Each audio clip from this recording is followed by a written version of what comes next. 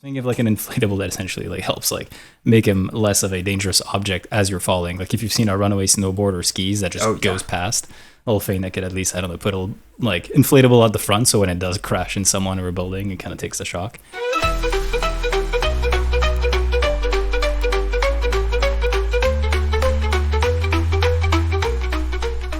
What is up, creative critters? It's your boy Eugene Choi. And I'm Jonathan. And I'm Michael. Welcome to the Pample Pod, the show with candid conversations and creative chaos. In this show, we will dive right into this week's big question, a timely and thought-provoking topic that is impacting today's industries. And then we will dive right into Thanks Mom, where we will ideate a hopefully lucrative business idea from Mom, aka ChatGPT. So without further ado, let's get right into it. So I've been noticing, and we've also kind of noticed where some founders kind of step down from leadership positions. I've seen like a couple weeks ago, I saw like an article from Discord specifically where the CEO of Discord, I think he was like the founder or something, stepped down because I guess for him, he doesn't want to, he doesn't find joy in like leading a business, so to speak, as much as him just creating the technology and the code to bring that software out for public use for people. So, and there's a lot of other examples, but for the brevity and just to dive right into this question, I kind of want to pose something for us to think about, which is how do founders have a duty to kind of stay and lead the startup that they created in the beginning? And we're assuming here in this case, the companies that have matured and reached like this so on called quote unquote steady state, where early in the days a startup can be very nebulous, like you don't know what's going to happen with the startup. But after at some point, fingers crossed, as an entrepreneur, your company has now evolved and now it's more established. Do founders have that right to kind of just step down and just do other things, or should they still stick around? Yeah, well, I think you're gonna not like my answer very much, but I think it's a matter of communication, like a lot of things are.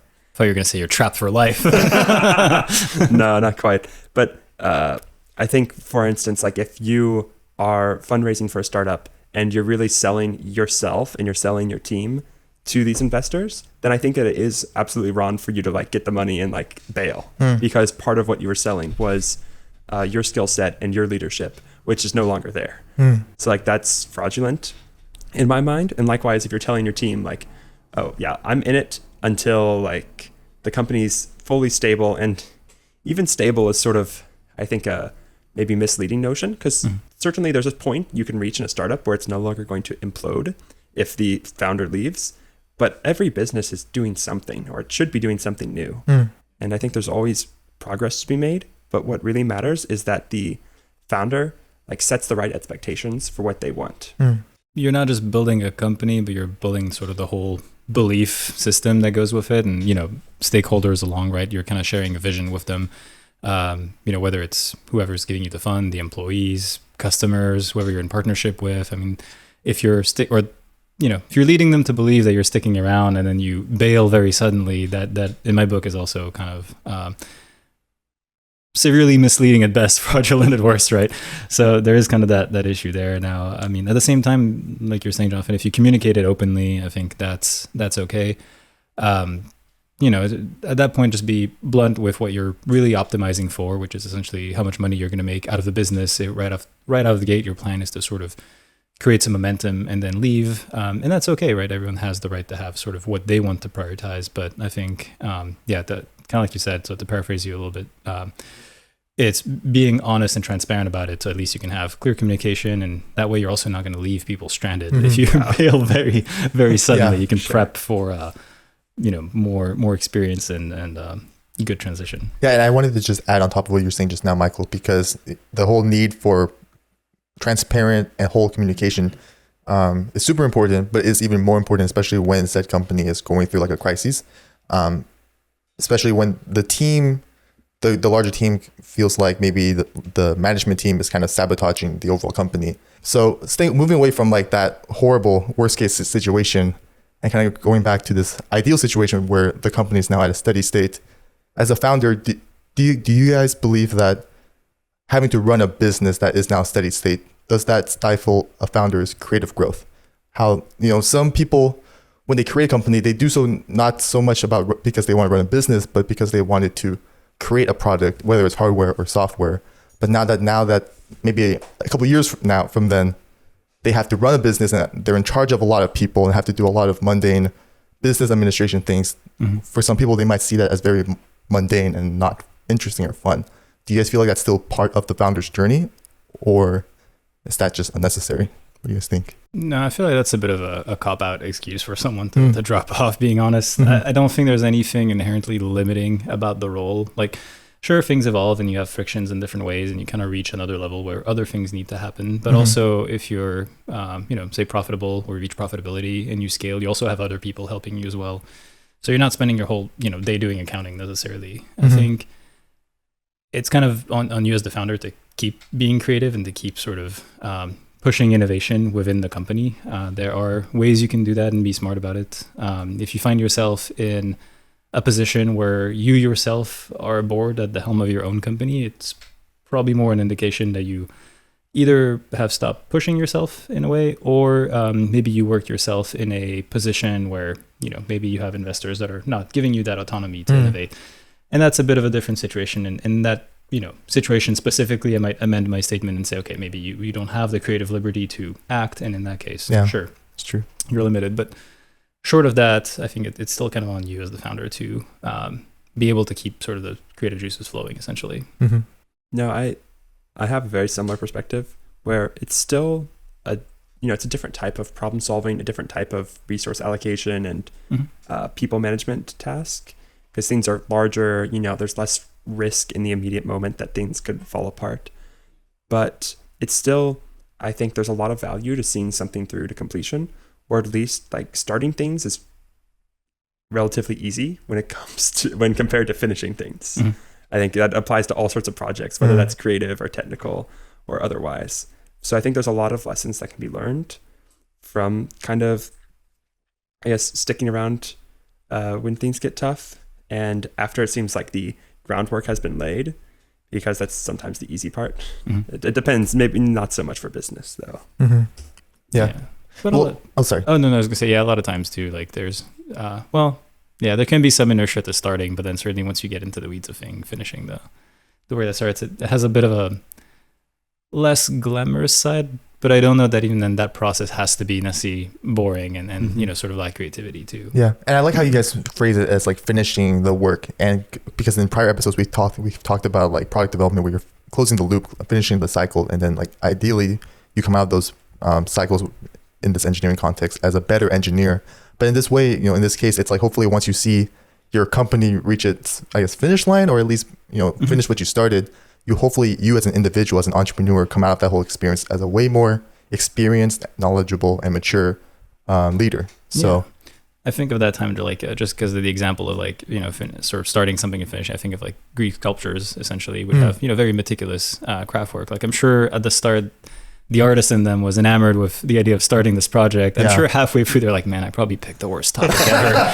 But I'm sure they were also very satisfied at the end and happy they stuck it through too. And I think entrepreneurship in a way can be kind of like that. It's not to say there's no hard moments, where some moments are maybe more boring and mundane than others, but it's still kind of part of that process. Definitely. And I was going to just add on to it where like there's times where an individual's time may be now taken up for business meetings, having to sit in long hours, just being with leadership and just making business decisions when they may in fact want to be spending that time in the lab, tinkering with electronics, building circuits, or other things that they might think is fun.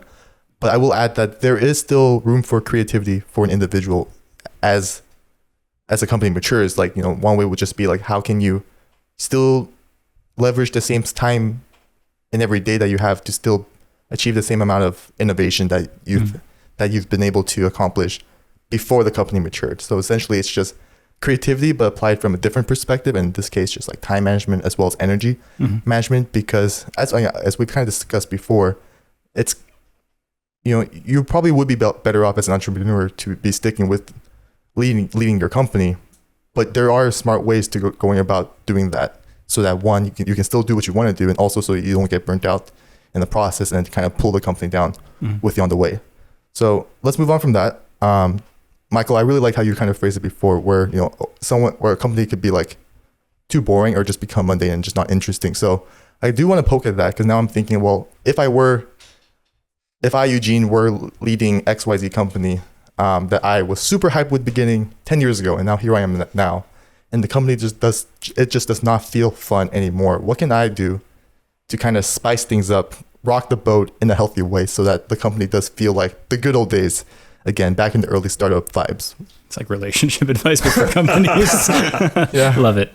I don't know. I feel like there's many things you could do, right? And some of it is situation dependent, but to kind of bounce off what you're saying with, sort of feeling stuck in meetings and stuff like that, like there's also a lot of meetings that, have no reason to be. And so I think sort of being able to be efficient kind of is, one of our principles, but I think that is also what enables you to sort of regain some time back. And then that time you can use in many ways to spice things up, so to speak. You can have sort of internal skunkworks type projects, new internal ventures. You can even have fun, experimenting with different teams working in parallel on some R&D as well to see which project makes it, right? Assuming we're talking about like a more steady state company that has an easier time budgeting for these kind of things, right? There's many kind of things you could do along those lines, for example, that would keep the innovative spirit alive, allow for people working at the company to participate, right? If you have this sort of internal R&D type culture. So there's no shortage of what you can do, but it's really just a not finding the time because that time is poorly allocated a lot of times. So I think that's where I would kind of start first, is see what you could really free up. And then once you free up time, you're kind of free to use it however you'd like in order to, I guess, keep the relationship alive, to keep the metaphor keep the love going. It's like I worked myself into that one. I wasn't sure how to back out of it. Yeah, that's a good analogy though. I like it. Cheers. Yeah, I definitely agree that you can kind of do spin-off projects. In fact, the resources that you get from succeeding are enabling in a way, because it allows you to experiment and have like people working on R&D instead of just trying to scrape by. Yeah. Beyond that, I think I like what you said about it being too boring is sort of a cop-out. I also think it's too vague. There's a lot of different reasons a founder might want to go back to the early days. It might be because they enjoy novelty, in which case they could easily resolve that. Maybe they enjoy kind of the thrill of knowing that their company may or may not make it, in which case, should they be leading the company at this point? Sounds like an addiction. Yeah. Or maybe it's the community aspect where they want to work on very small teams instead of managing sort of a pyramid structure. So I think it's important that there's an element of sort of introspection when it comes about when, this feeling is happening, to kind of get to the heart of what the issue is. Whereas saying it's too boring is not a very helpful place to be in when it comes to resolving the issue. Yeah, there's probably other things you can do than outright leave, like to try and make it less boring, or I guess even if you do leave, stay involved in some way as well, too, like on boards or other things. But yeah, it made me think, like when I was at JPL, we had these research and technology development tasks, RNTDs, that were super cool to keep people excited. You'd propose a project and then, you would sort of compete for it and it was awarded or not. But then you essentially had a side project that had some funds that you could work on. And that was a really cool way of working on what your primary mission or missions are or were, but at the same time, explore some other things. And you would find that this would keep morale super high, even among people that have been there for a while and were higher up, because, to them, it's still exciting. You're like, ooh, what's going to happen, right? And so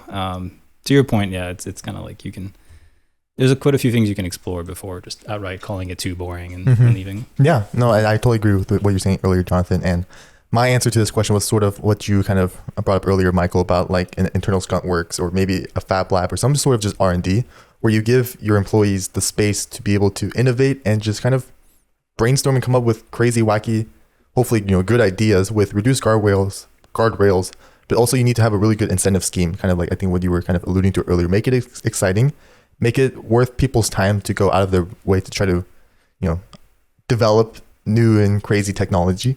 But it really should not feel like they end up getting cheated out of their hard work if they do pursue that path, for sure. So those are great thoughts, and just overall a really good discussion on this kind of topic. So let's move on to the second segment, Thanks Mom, where we're going to spend some quality time with Mom, aka ChatGPT, have her generate 2 random words that we're going to use to potentially create awesome, lucrative ideas that we may not have to step away from as founders. So I was going to make that joke. I was on the edge of my seat waiting for that one. Oh, I'm sorry. We'll step away in 2 years. Well, with the amount of companies we have kind of created on this episode, you may not, you could afford to lose a couple, I would imagine. As a shameless plug, it always makes me happy when we have a discussion topic and like a couple weeks later we see a product that's like eerily similar to one of the ideas described. Yeah. It's always kind of fun. So I'll say people should be jumping on these. Yeah. I mean, there's been So anyone listening should, check out some of those stuff we came up in the past. There was like the one for like the coffee. No. I saw the glow stick sticking to the walls. Yeah, that one actually was a thing. So just when you thought it was impossible. That one seemed really promising. They were able to use it in like all sorts of like, caves, on the street. It was really, really snazzy. Yeah. Fun to use too. Looks like a cool party tool. Yeah. Alrighty. So let's see what mom has to come up for us. So this one, I'm going to just pose it to you guys. See if we want to move with this because we had something that was similar to this.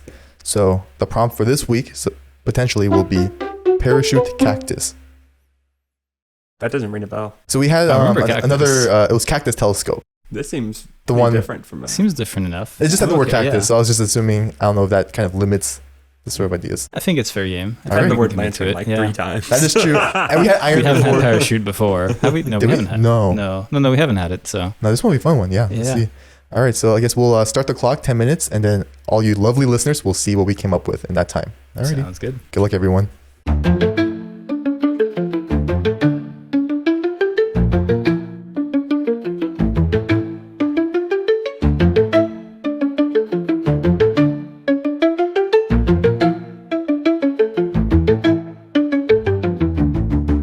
Okay. Well, I guess I could start.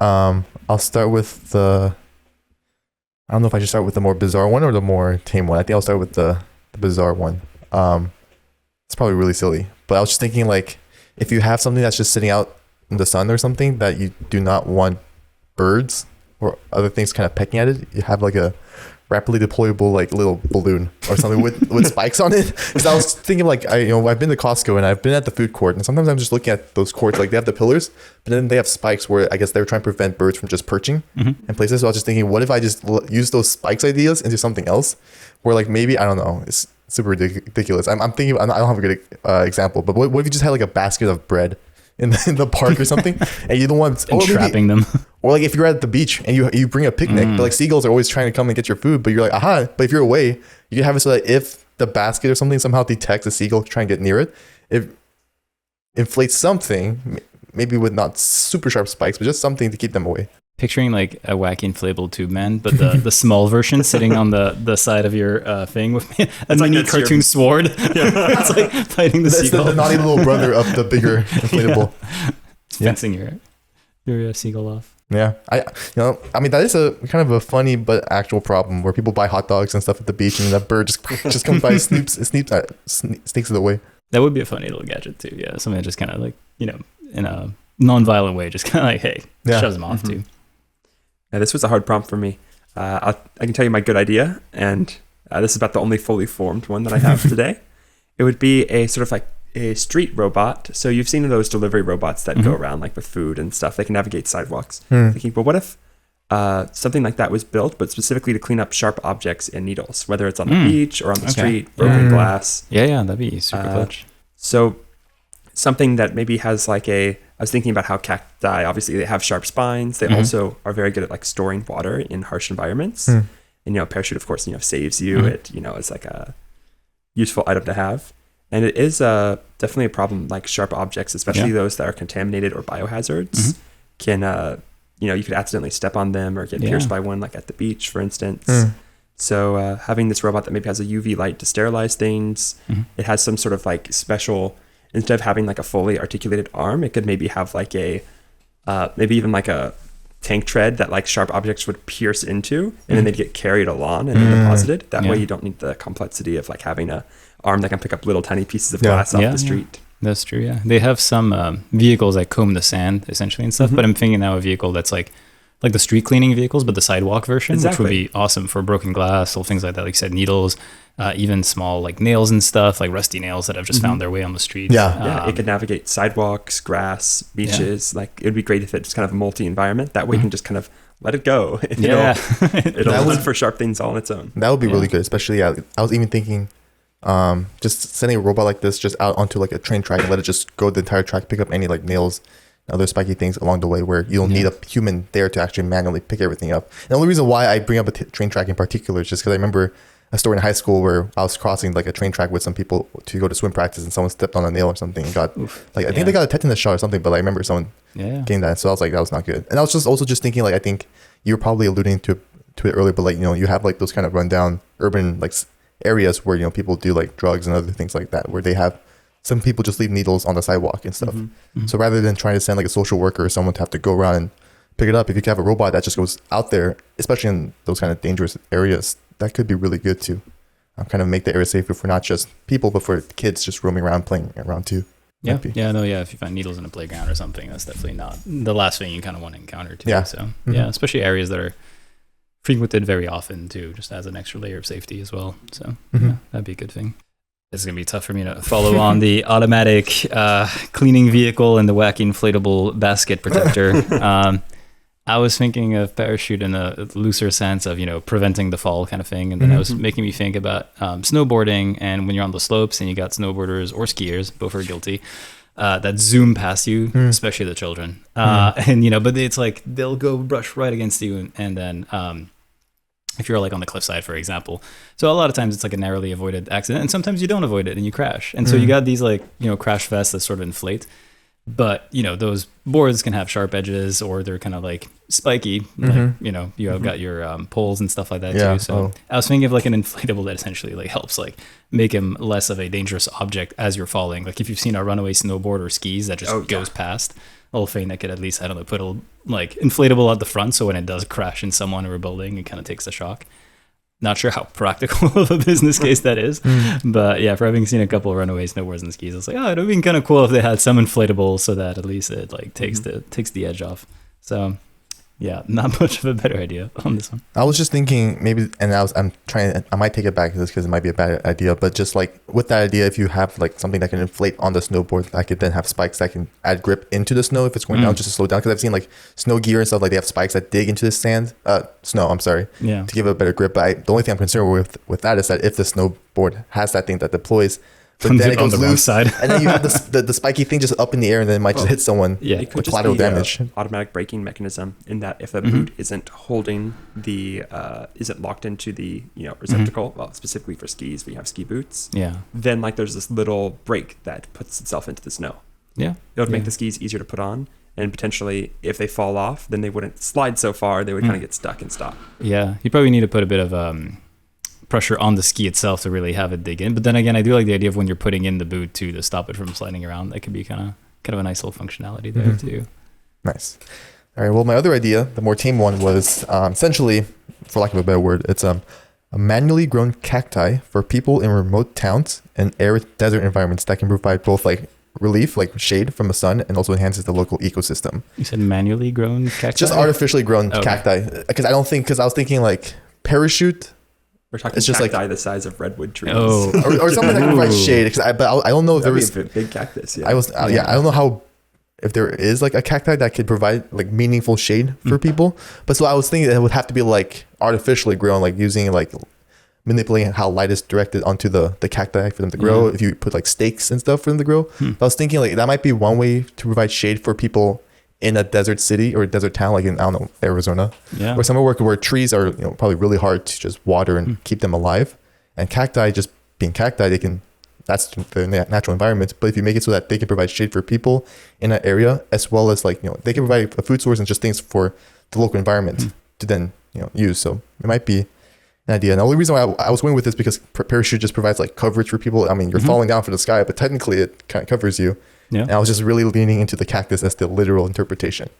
I wonder if you can grow a cactus between two meshes and just have it grow like a circle or something. Yeah, you actually make me think of something that cacti are really good at reclaiming, stormwater, rainfall, and a lot of that water is currently lost despite being perfectly usable. So maybe you could genetically modify a cactus to like live in all sorts of climates, and instead of like having to build like infrastructure to capture the runoff, you could just plant these cacti and they would store it, and then you could harvest the cacti. It might be modified to not have spines or like extra water absorbing cacti, basically. Exactly. And it's sort of like a reservoir. Yeah. But you can plant it on hillsides or other places. Yeah, that could be good, maybe to preserve hillsides from mudslides and stuff like that. Excess water. Yeah. I mean, if you could even grow fruit on them as well, like then that's another added capability for these cacti farms or something. It could be Might be very, very interesting. I don't know too much about cacti, but no, that could be good. Be a path worth pursuing. Yeah.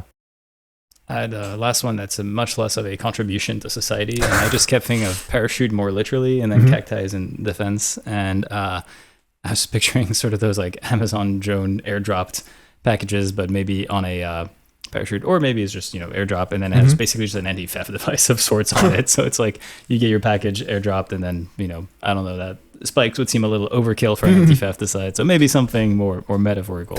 Yeah. Not fully fleshed out, but I mean, it's a real problem. I mean, there was the whole viral video that was a Mark Rober made with the glitter bomb. I mean, that's the thing, because like people steal packages. So I mean, I wonder if you have more theft from a drone than a person, because I feel like if you see a person delivering a package, you would at least feel like you probably have to wait until the person leaves the area, because you don't want to confront anyone, perhaps. But I wonder if people feel less bashful about just walking under the drone and just taking it. Sure, they're filmed, but maybe they're like, hey, I can just grab this. I mean, I wonder if this even has like a defensive capability. I don't know if this is done already, where you just have like part of the logistics chain where you're trying to drop packages from the plane or something in an area where there are enemy forces. Like you don't want the enemy forces to steal your box of supplies for your team, for your soldiers. But I don't know, spikes. I was thinking civilian suit. yeah, I understand. I was wondering if you could spin it. Have a taser on your civilian drone just in case they take your package. Just make a good excuse for why there would be deadly spikes around your box. That's true. Yeah. You could go for an actual defense use case where it's like, unless you can ID, the box just doesn't comply. Let's put it that way. Yeah, for sure. Well, on that note, I think this would be a good spot to wrap up this segment. Thanks, Mom, and as well as this episode. Well, thank you, listeners, for tuning into this episode. If anyone had any awesome ideas for what was this parachute cactus could be, please leave it in the comments on whatever platform you're enjoying our show on, whether it's Spotify, YouTube, Apple Podcasts, other platforms. We would love to hear from you. And if anyone else has any thoughts on this week's big question about whether or not founders have the right to leave a company that they started or not, we'd love to hear from you as well. I think each of us have our own unique takes on that topic. So we would love to hear any and all ideas. So without further ado, thank you all for listening, and we'll see you all next week. See ya. Next one. Have a good one.